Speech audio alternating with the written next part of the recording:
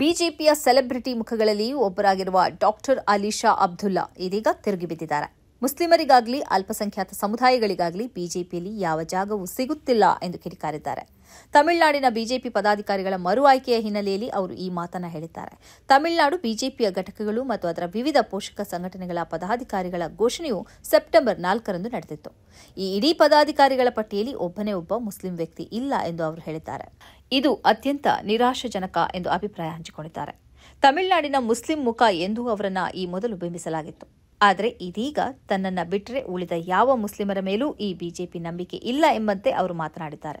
ನಾನು ಪ್ರಧಾನಿ ನರೇಂದ್ರ ಮೋದಿ ಅವರಿಂದ ಪ್ರಭಾವಿತಳಾಗಿ ಮತ್ತು ತಮಿಳುನಾಡಿನ ಮಾಜಿ ಬಿಜೆಪಿ ಅಧ್ಯಕ್ಷ ಕೆ ಅಣ್ಣಾಮಲೈ ಅವರನ್ನ ನೋಡಿಕೊಂಡು 3 ವರ್ಷಗಳ ಹಿಂದೆ ಬಿಜೆಪಿ ಸೇರಿದೆ. ಧರ್ಮಕ್ಕಲ್ಲ, ಜಾತಿಗಲ್ಲ, ಪರಿಶ್ರಮಕ್ಕೆ ಮಾತ್ರ ಬೆಲೆ ಎಂಬ ಸ್ಪಷ್ಟ ನಿಲುವು ಅವರದ್ದೆಂದು ನಾನು ಭಾವಿಸಿದೆ. ಕಳೆದ 3 ವರ್ಷಗಳಿಂದ ರಾತ್ರಿ ಹಗಲೆನ್ನದೇ ಪಕ್ಷಕ್ಕಾಗಿ ದುಡಿದೆ. ಆದರೆ ಕಳೆದ 3 ವರ್ಷಗಳಲ್ಲಿ ಪಕ್ಷದ ನಿಲುವು ನನಗೆ ತೀವ್ರ ನಿರಾಶೆಯನ್ನು ತರಿಸಿದೆ ಎಂದು ಅಲಿಶಾ ಅಬ್ದುಲ್ಲಾ ಎಕ್ಸ್ ಪ್ಲಾಟ್ಫಾರ್ಮ್ನಲ್ಲಿ ಬರೆದಿದ್ದಾರೆ. ನಾನು ಈ ಬಗ್ಗೆ ತಮಿಳುನಾಡು ಪಕ್ಷದ ಪ್ರಧಾನ ಕಾರ್ಯದರ್ಶಿ ಕೇಶವ ವಿನಾಯಕ್ ಜೊತೆ ಅಭಿಪ್ರಾಯ ಹಂಚಿಕೊಂಡೆ. ಆದರೆ ಅವರು ನಿರ್ಲಕ್ಷಿಸಿದ್ರು. ಅಂದರೆ ಬಿಜೆಪಿಯಲ್ಲಿ ಮುಸ್ಲಿಮರಿಗೆ ಯಾವ ಜಾಗವೂ ಇಲ್ಲ ಅನ್ನೋದನ್ನು ಇದು ಸ್ಪಷ್ಟಪಡಿಸುತ್ತದೆ. ಪಕ್ಷದ 28 ಜಿಲ್ಲಾಧ್ಯಕ್ಷರಲ್ಲಿ ಒಬ್ಬರೇ ಒಬ್ಬರು ಮುಸ್ಲಿಮರೋ ಕ್ರೈಸ್ತರೋ ಇಲ್ಲ ಎಂದು ಅಲಿಶಾ ಆರೋಪಿಸಿದ್ದಾರೆ. ಭಾರತದ ಮೊಟ್ಟಮೊದಲ ಕಾರ್ ರೇಸಿಂಗ್ ಚಾಂಪಿಯನ್ ಆಗಿ ಅಲಿಶಾ ಅಬ್ದುಲ್ಲಾ ಗುರುತಿಸಿಕೊಂಡಿದ್ದಾರೆ. 10ನೇ ಪ್ರಾಯದಲ್ಲಿಯೇ ಅವರು ರೇಸಿಂಗ್ ಟ್ರ್ಯಾಕ್ಗೆ ಇಳಿದು ಚಾಂಪಿಯನ್ ಆದರು.